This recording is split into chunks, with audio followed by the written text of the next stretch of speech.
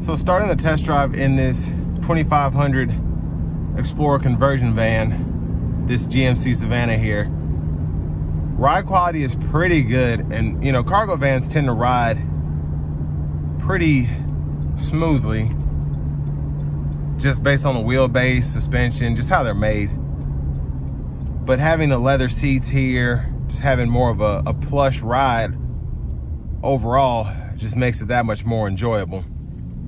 Now with the 23 models, I've driven a couple actually that have the V6 Vortec, and some of those have tunes and whatnot. Those are pretty fun to drive as well, but there's just something about hearing the roar of this V8 here.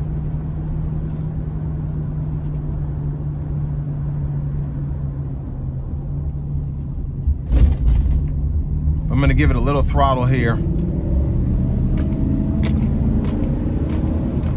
Yeah, I love that sound.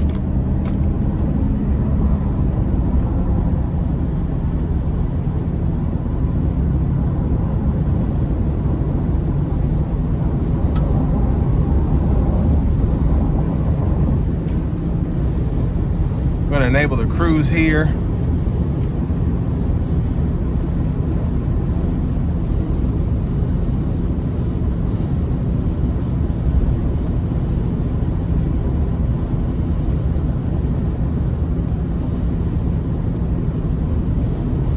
So ride quality is pretty good. And again, you're getting 14.2 miles per gallon average. At least that's what this van is seeing with almost 5,000 miles. And it's actually pretty easy to drive. Now it is top heavy, so you want to keep that in mind. And there is wind noise and a little bit of road noise, but for the most part, just an enjoyable van to drive. Especially for your passengers, just going across country, things of that nature. If you ever want to do that, this is one of the best ways to do it, in my opinion. Now I like these Explorer conversion vans. They kind of have a feel of nostalgia first and foremost, but also they're just so much cheaper than getting a comparable Sprinter. And you can say what you will about the powertrains. I think the new Sprinters now have the 4-cylinder turbos, which are great engines. They're very capable, but a lot of people just want to have a traditional V8 in their conversion van. And with this one being 68,000, people are trying to get 150, 160,000 used on a comparable 22 Sprinter van. And then a lot of people think the Ram ProMaster conversions are too small. And I think that's one of the biggest reasons that GM hasn't brought a refresh to this in so long, is because people are still using them as cargo vans. The conversion companies are still selling these like hotcakes. And then so many of the customers just trust the 6.6 liter V8. And I think we'll see if they come out with a 24 version, 25 version, or if they go electric. But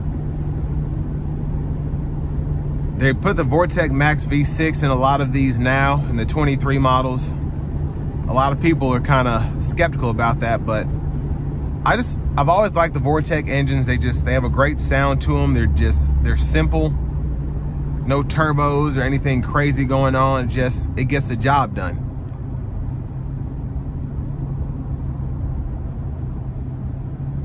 But if you don't want to go the traditional route of maybe having an RV or paying all this money to get a conversion done, getting one from Explorer or some of the other conversion companies is the best way to go, in my opinion, again, because you can tow a certain amount with these.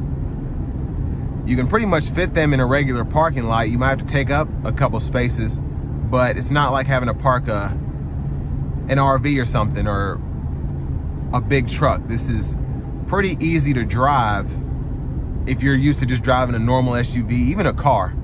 It's longer, but visibility in here is good. Again, it's not overly huge. It just has just enough space so that you can take road trips in style.